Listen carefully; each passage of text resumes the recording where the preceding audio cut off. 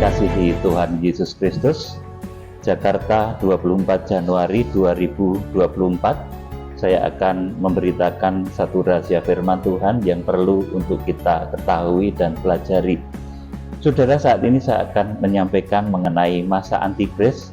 Itu adalah bahaya yang bersifat global dan datangnya itu pasti. Saudara, masa antikris itu merupakan satu masa yang sangat berat, disebut juga siksaan yang dahsyat di dalam Matius pasal yang ke-24, yang belum pernah terjadi sejak awal dunia bahkan sampai sekarang dan tidak akan terjadi lagi. Jadi masa antikris itu nanti akan terjadi 3,5 masa atau 42 bulan sebelum kedatangan Tuhan Yesus Kristus. Saudara yang dikasihi Tuhan, jadi sampai saat ini belum terjadi dan hanya terjadi satu kali saja dalam waktu yang lamanya 1260 hari.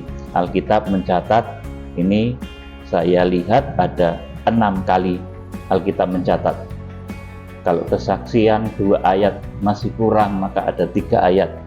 Nah, di sini ada 6 ayat yang menyatakan bahwa masa antikris itu atau masa pembinasa keji itu lamanya adalah 42 bulan atau sama dengan juga 1260 hari atau sama dengan juga 42 bulan atau 3,5 masa.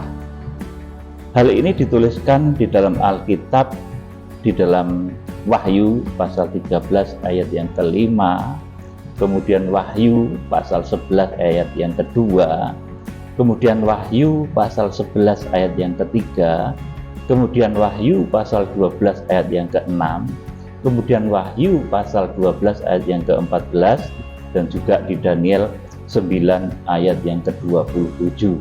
Jadi masa antikris itu berapa, saudaraku? 3,5 tahun atau 42 bulan. Masa pembinasa keji itu menguasai bait suci, dan nanti akan terjadi masa yang begitu ganas, masa yang begitu sadis, siksaan yang dahsyat yang hanya terjadi pada masa itu, yaitu pada masa 42 bulan sebelum kedatangan Tuhan Yesus Kristus. Supaya nanti saudara menjadi paham, kita semua menjadi mengerti, mari kita akan membaca keseluruhan dari ayat-ayat yang menunjukkan bahwa masa antikris itu adalah 42 bulan ya. Jadi bukan 7 tahun tetapi 42 bulan atau 3,5 tahun. Itu 6 kali Alkitab mencatat. Pertama kita akan membaca Wahyu pasal 13 ayat yang ke-5. Ayo dibacakan Pak Nendra. Dan kepada binatang itu diberikan mulut yang penuh kesombongan dan hujat. Kepadanya diberikan juga kuasa untuk melakukannya 42 bulan lamanya. 42 bulan lamanya. Dan antikris itu digambarkan merupakan binatang. Artinya apa, saudaraku? Orang yang hidupnya dipenuhi dengan segala macam hawa nafsu kedagingan dan disebut juga dengan nafsu binatang. Dan ciri dari antikris bahkan juga pengikutnya itu penuh dengan kesombongan dan hujat. Jadi mulutnya itu penuh dengan kesombongan dan hujat. Jadi mulut orang-orang yang nanti akan tertinggal bersama dengan antikris, juga pengikut-pengikut antikris itu ditandai dengan mulut yang penuh kesombongan. Bahasa Jawa itu kalau sombong itu umuk ya saudaraku, dan juga hujat, menghujat, sukanya menghujat apapun itu, baik yang di bumi ataupun yang di surga, bahkan Tuhan pun dihujat.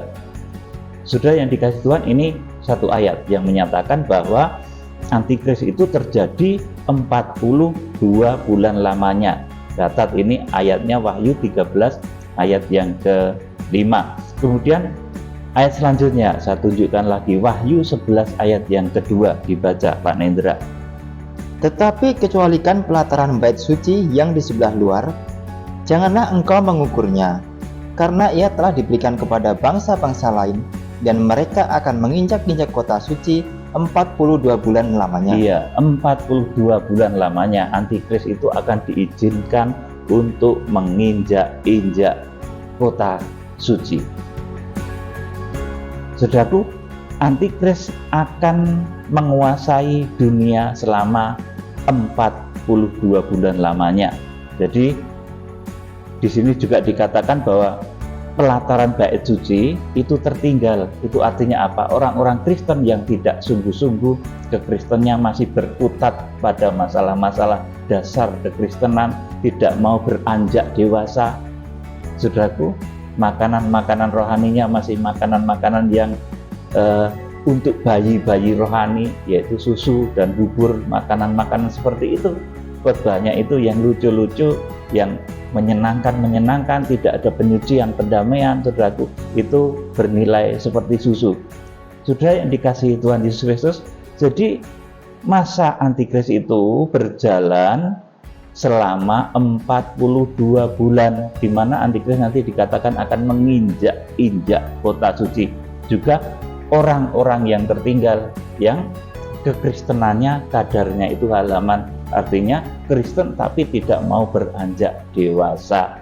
Kemudian kita akan membaca ayat lanjut kalau menyatakan bahwa masa antikris itu lamanya adalah 1260 hari lamanya, saudaraku.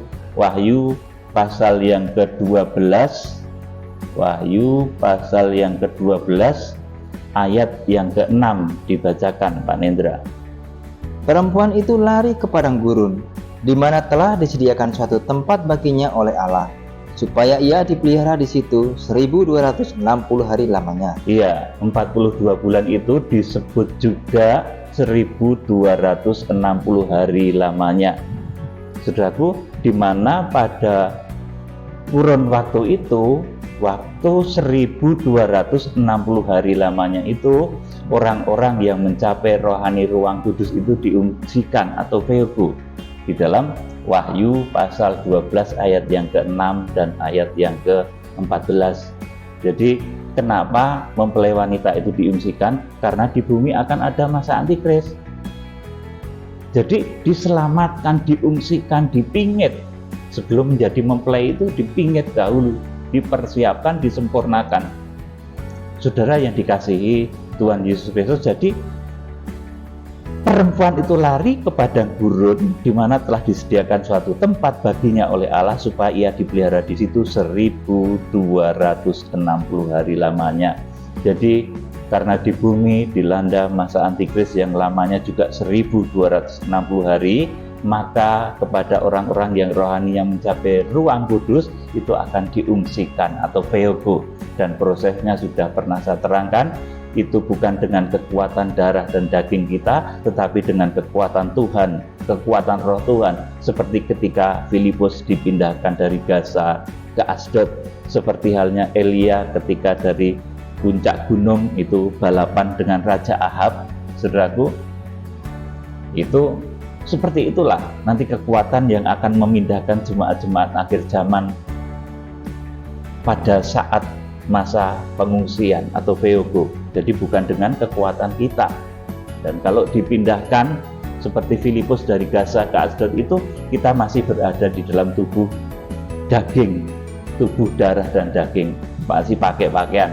Seperti Filipus itu juga tentunya komplit dipindahkan, saudaraku. Itu beda dengan yang Harpaso, yang Wahyu pasal 12 ayat 5 itu sudah saya terangkan kepada saudara berulang kali, berseri-seri, ya. Itu sudah berulang-ulang saya terangkan pada saudara. Kemudian saya akan tunjukkan lagi ayat yang menyatakan bahwa antikris itu berkuasa di bumi selama 3,5 masa. Wahyu pasal 12 ayat yang ke-14, Pak Nindra, bacakan. Kepada perempuan itu diberikan kedua sayap dari burung nasar yang besar, supaya ia terbang ke tempatnya di padang gurun, Ya, di mana ia dipelihara jauh dari tempat ular itu selama 1 masa dan 2 masa dan setengah masa. Iya, jadi kepada orang-orang yang rohaninya mencapai ruang kudus itu akan diberikan kedua sayap dari burung nasar. Nah, ini yang saya katakan, ini kekuatan firman dan Roh Kudus yang akan memindahkan kita. Jadi saat pengungsian itu bukan saudara lari sendiri. Kalau saudara lari sendiri dengan kekuatan badan saudara yang kekar, saudara akan terkejar. Kalau saudara lari dengan mobil yang cepat, super cepat, juga akan terkejar. Saudara bahkan naik kapal sekalipun, naik pesawat sekalipun, saudara akan tetap terkejar. Tetapi ketika yang memindahkan saudara itu kuasa firman dan roh, kuasa kedua sayap burung nasar, maka saudara akan diselamatkan oleh Tuhan dari bahaya masa antikris. Saudara, kita akan membaca lagi di dalam nubuatannya bahwa antikris atau si pembinasa keji itu muncul pada pertengahan ke-7 masa, ya. Jadi kita akan membaca dalam kitab Nabi Daniel pasal 9 ayat yang ke-27. 9:27, Daniel 9 ayat yang ke-27. Raja itu akan membuat perjanjian itu menjadi berat bagi banyak orang selama 1 kali 7 masa. Iya, terus Pada pertengahan 7 masa itu, ia akan menghentikan korban sembelian dan korban santapan, terus dan di atas sayap kekejian akan datang yang membinasakan, sampai pemusnahan yang telah ditetapkan menimpa yang membinasakan itu. amin. Jadi pada pertengahan 7 masa itu ia akan menghentikan korban sembelian, saudaraku. Jadi pada pertengahan 7 tahun terakhir sebelum kedatangan Tuhan Yesus Kristus, itu nanti segala macam korban itu akan dihentikan. Kalau di dalam versi kitab Wahyu pasal yang ke-11, maka mezbah itu saudaraku akan diangkat. Saudaraku, itu siasterion atau mezbah korban bakaran itu akan diangkat, dan pada saat itu pengorbanan tidak ada lagi, saudaraku, karena pada saat itu ibadah nanti berlangsung dari satu tempat ke tempat lain, saudaraku.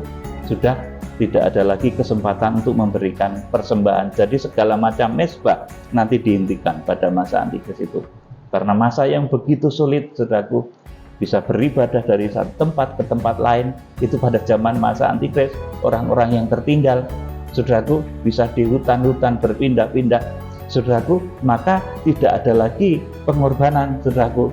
Maka sekarang ketika masa untuk berkorban itu masih terbuka bagi saudara, marilah kita belajar berkorban sebaik-baiknya untuk pekerjaan Tuhan. Kita belajar berbuat sebaik-baiknya untuk mezbah Tuhan. Sebelum mezbah itu diangkat di Wahyu pasal yang ke-11, saudaraku, mezbah korban bakaran itu, siasterion itu diangkat, saudaraku. Nah, ketika saat itu terjadi, pada saat itu pula, saudaraku, itu pembinasa keji itu akan datang dan akan menguasai bait suci Allah.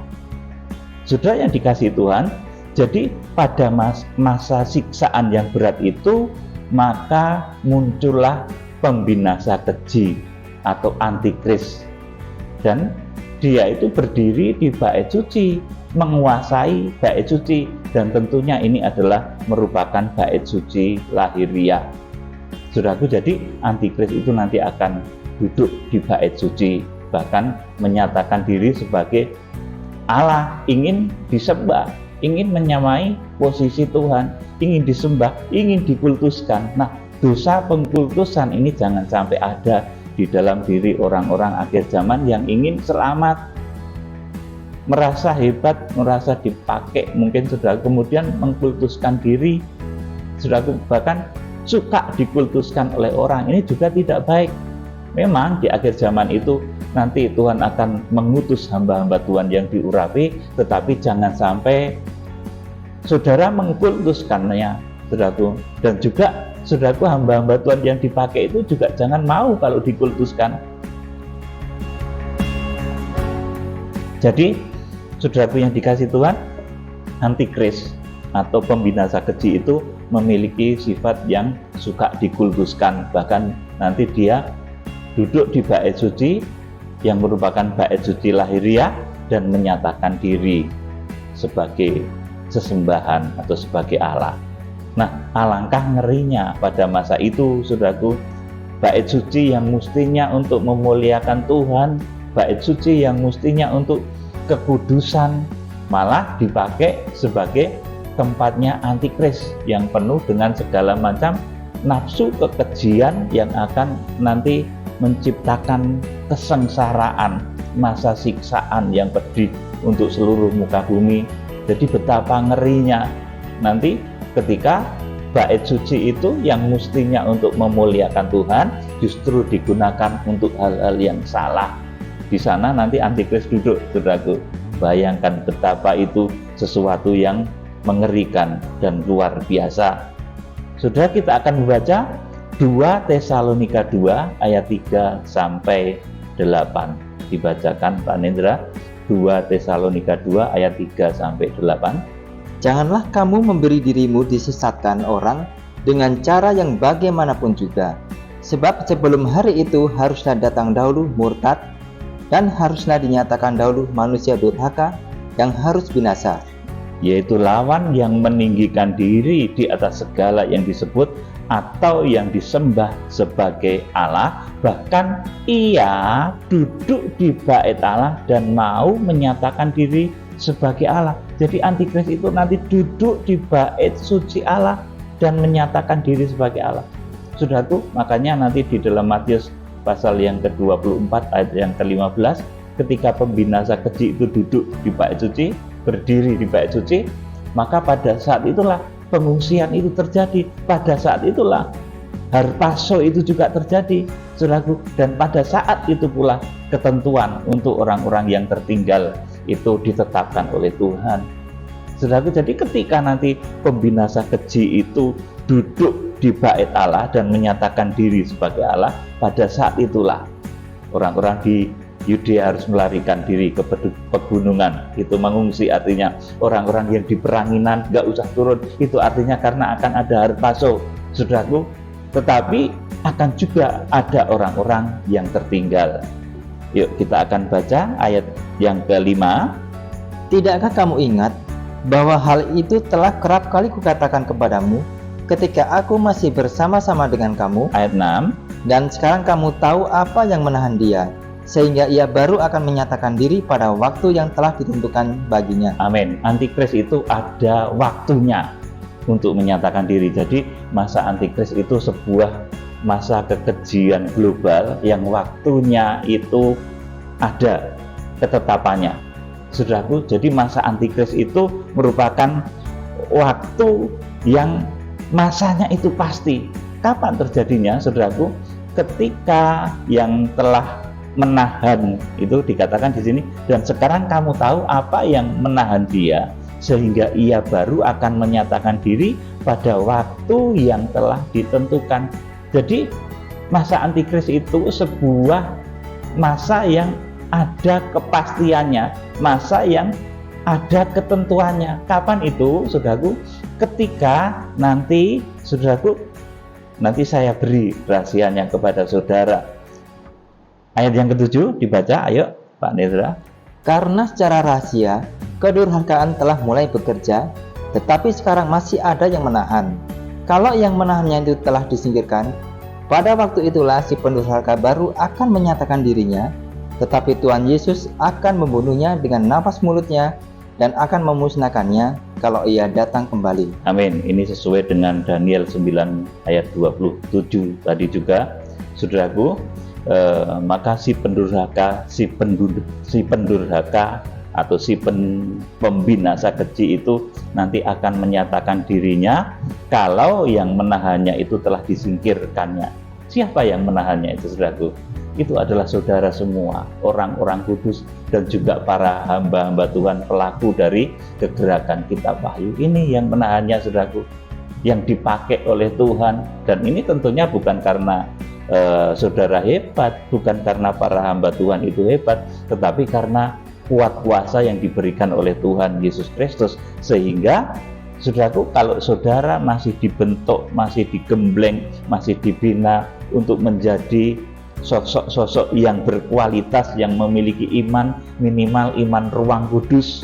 Kalau teristimewa saudara bisa mencapai, capailah ruang maha kudus.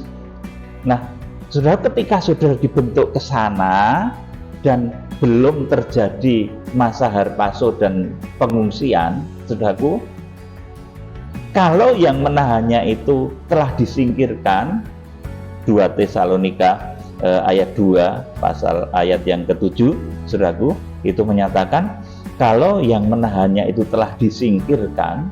Nah, ini baru nanti antikris itu muncul.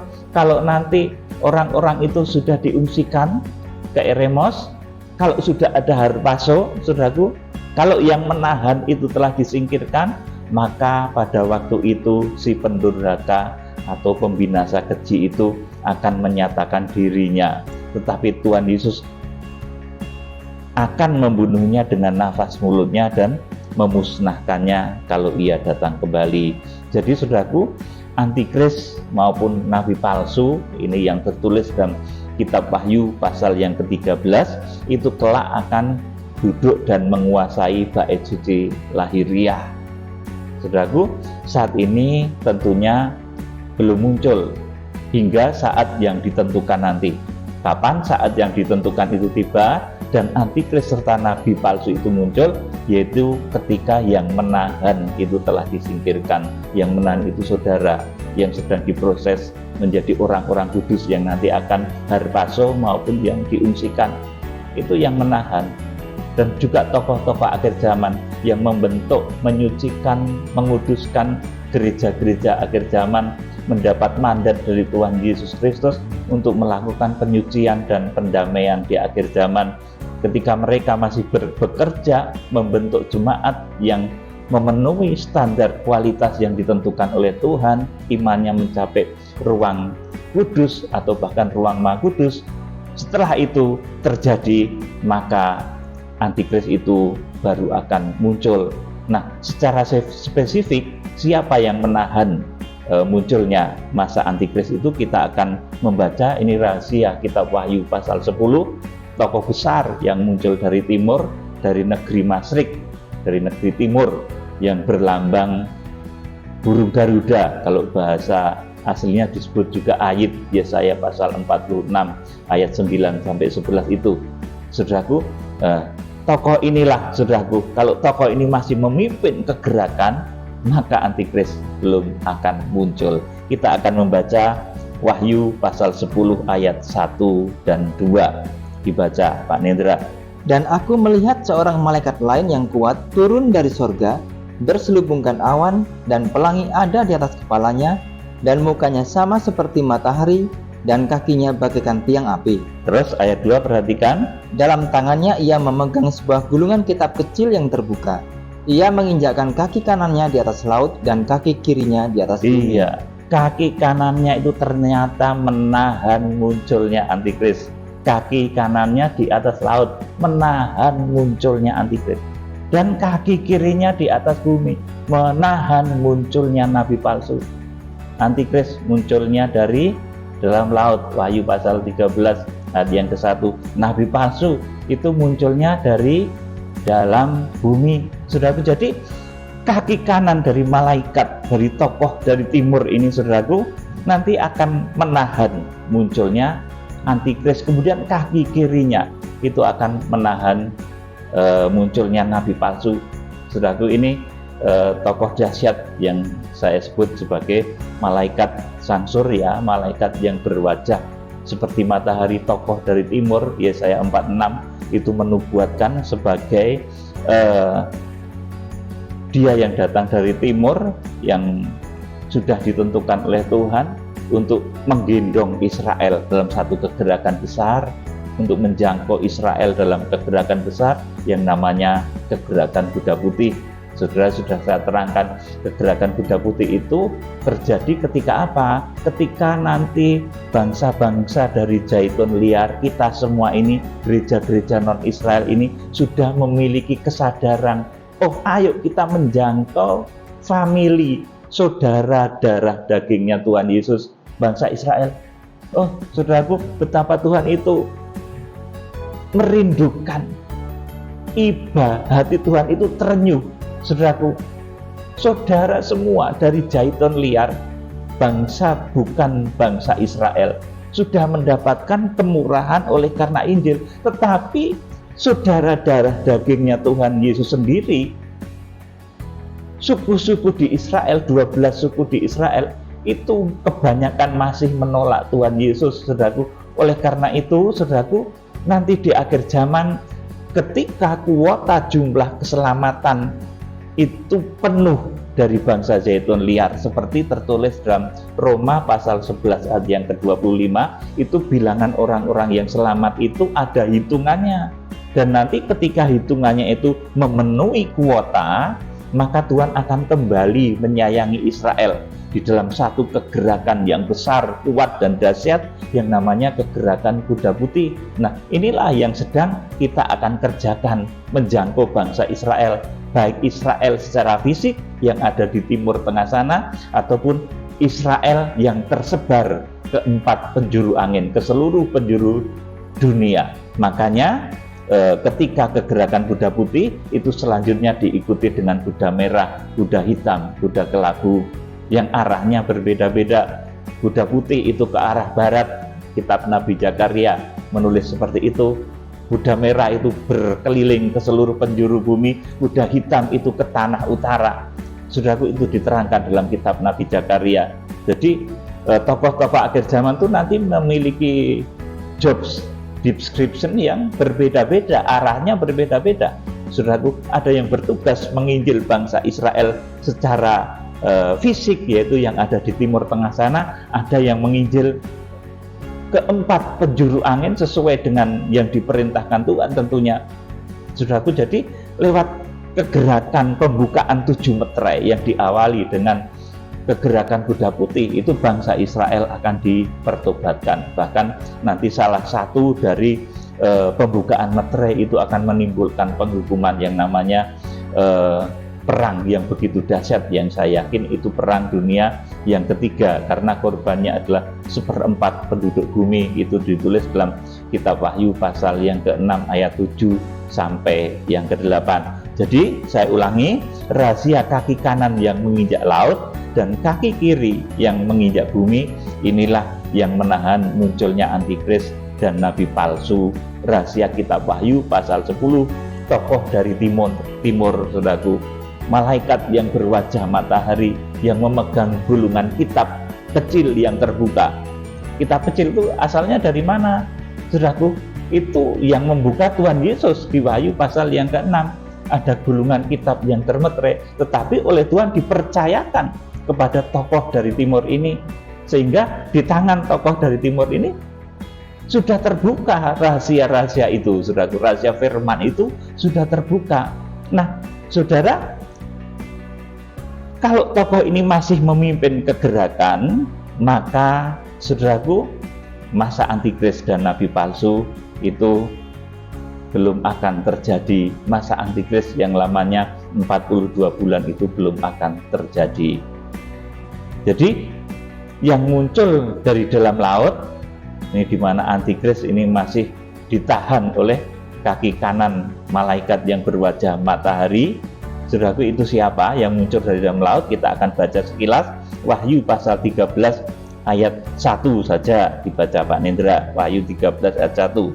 Lalu aku melihat seekor binatang keluar dari dalam laut. Iya, binatang keluar dari dalam laut. Bertanduk 10 dan berkepala 7. Di atas tanduk-tanduknya terdapat 10 mahkota, dan pada kepalanya tertulis nama-nama hujat. Amin. Jadi ini binatang yang keluar dari dalam laut, itu antikris yang akan berkuasa di bumi selama 42 bulan.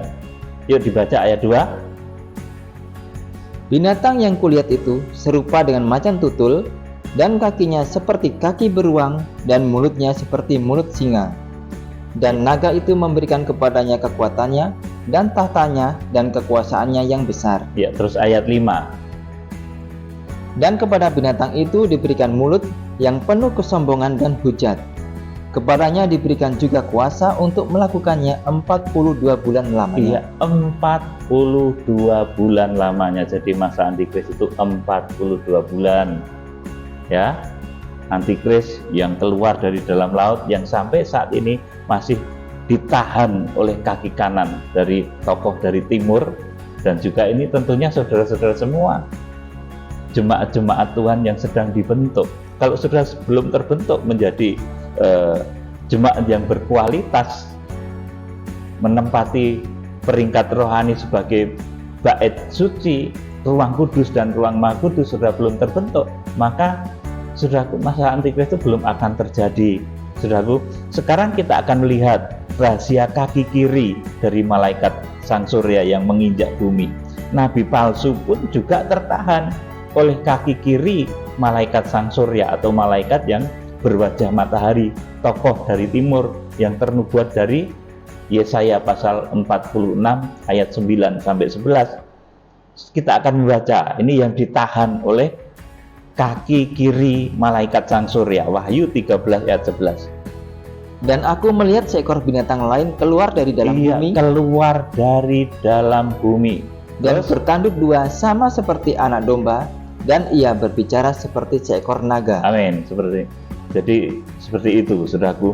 Kaki kiri malaikat yang berwajah matahari di Wahyu pasal 10 tadi itu berdiri di atas bumi, menginjak, menekan munculnya antikris.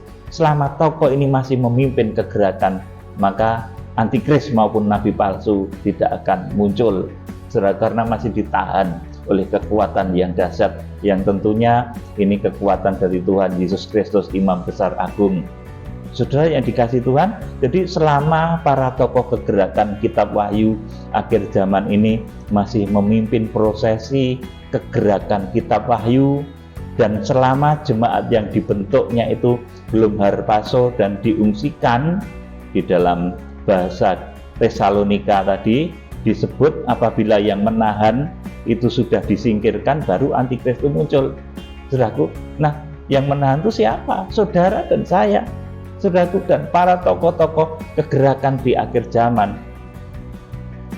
Nah, inilah bahaya akhir zaman yang pasti akan terjadi. Masa antikris itu pasti dan sifatnya global.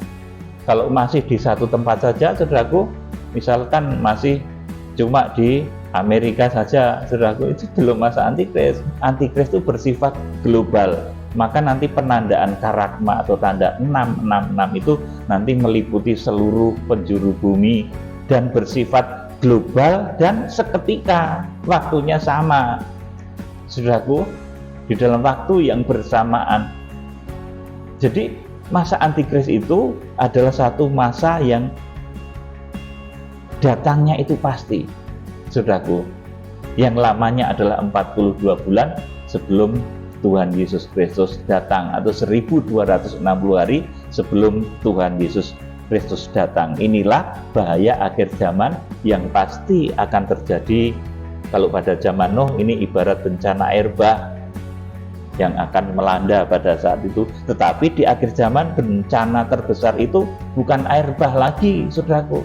Itu terlalu remeh kalau cuma seperti air bah, saudaraku. Tetapi ini bahaya yang datang dari kebrutalan manusia akhir zaman yang namanya antikris, yang akan memimpin dunia dengan segala macam bentuk kekejiannya. Jadi di akhir zaman, di 3,5 tahun terakhir sebelum kedatangan Tuhan Yesus Kristus, itu akan muncul pemimpin akhir zaman yang memiliki sifat-sifat tidak baik seperti ini dan akan menguasai seluruh dunia. Saudara yang dikasihi Tuhan, ayat terakhir kita akan membaca Matius pasal 24 ayat 15 sampai 28, dibaca Pak Nendra. Jadi apabila kamu melihat pembinasa keji berdiri di tempat kudus, menurut firman yang disampaikan oleh Nabi Daniel, para pembaca hendaklah memperhatikannya. Iya, jadi pembinasa keji itu berdiri di tempat kudus menurut firman yang disampaikan oleh Nabi Daniel, dan juga sesuai dengan suratan Tesalonika tadi. Antikris itu nanti akan menguasai bait suci. Ayo dibaca selanjutnya. Maka orang-orang yang di Yudea haruslah melarikan diri ke pegunungan. Ya, ini pengungsian. Sudah, kemudian lanjut. Orang yang sedang di peranginan di atas rumah, janganlah ia turun untuk mengambil barang-barang dari rumahnya. Ya, dari atas rumah. Yang masih di atas rumah itu nggak usah turun, karena akan ada harpaso. Jadi antara pengungsian dan harpaso itu waktunya bersamaan. Pada saat itu pula terjadi orang-orang yang tertinggal juga. Saudaraku, dibaca terus. Dan orang yang sedang di ladang, janganlah ia kembali untuk mengambil pakaiannya. Terus 19. Celakalah ibu-ibu yang sedang hamil atau yang menyusukan bayi pada masa itu. Terus Berdoalah, supaya waktu kamu melarikan diri itu, jangan jatuh pada musim dingin dan jangan pada hari Sabat. terus Sebab pada masa itu akan terjadi siksaan yang dahsyat, seperti yang belum pernah terjadi sejak awal dunia sampai sekarang dan yang tidak akan terjadi lagi. amin. Jadi masa antikristus belum terjadi ya. Belum terjadi karena hanya akan terjadi satu kali, merupakan siksaan yang paling dahsyat, belum pernah terjadi sejak awal dunia sampai sekarang dan tidak akan terjadi lagi. Dan itu nanti terjadinya satu ketika saja, yaitu waktu selama 1260 hari, waktu selama 42 bulan sebelum Tuhan Yesus Kristus datang. Yuk dilanjut. Dan sekiranya waktunya tidak dipersingkat, maka dari segala yang hidup tidak akan ada yang selamat. Akan tetapi oleh karena orang-orang pilihan, waktu itu akan dipersingkat. Pada waktu itu jika ada orang berkata kepada kamu, lihat Mesias ada di sini atau Mesias ada di sana, jangan kamu percaya. Terus Sebab Mesias-Mesias palsu dan nabi-nabi palsu akan muncul, dan mereka akan mengadakan tanda-tanda yang dahsyat dan mujizat-mujizat, sehingga sekiranya mungkin mereka menyesatkan orang-orang pilihan juga. camkanlah, aku sudah mengatakannya terlebih dahulu kepadamu. Jadi, apabila orang berkata kepadamu, lihat, ia ada di padang gurun, janganlah kamu pergi ke situ, atau lihat, ia ada di dalam bilik, janganlah kamu percaya. Terus Sebab sama seperti kilat memancar dari sebelah timur dan melontarkan cahayanya sampai ke barat, demikian pula lah kelak kedatangan Anak Manusia. ya 28. Di mana ada bangkai, di situ burung nasar berkerumun. Amin. Saudaraku, jadi ini menceritakan tentang masa siksaan yang berat yang tertulis dalam Injil Matius pasal 24 ayat 15 sampai 28. Ini masa antikris ya, Saudaraku, dan ini lamanya adalah 42 bulan atau 1260 hari atau 3,5 masa atau 3,5 tahun atau pertengahan ke-7 masa. Ayatnya ada 6 ayat yang sudah memberikan satu kesaksian tentang hal tersebut, dan ini merupakan hal yang tak terbantahkan. Oleh karena itu masa antikris itu lamanya adalah 42 bulan sesuai yang ditulis di dalam Alkitab, kitab Wahyu pasal 13 ayat yang ke-5 tadi. Jadi antikris itu akan berkuasa selama 42 bulan sebelum Tuhan Yesus Kristus datang. Selama 42 bulan, dan waktu itu orang-orang kudus yang mencapai ruang tingkatan rohani, ruang Maha Kudus itu sudah harpaso, yang mencapai rohani ruang kudus itu diungsikan ke padang belantara pengungsian. Kiranya Tuhan Yesus Kristus memberkati. Haleluya. Amin.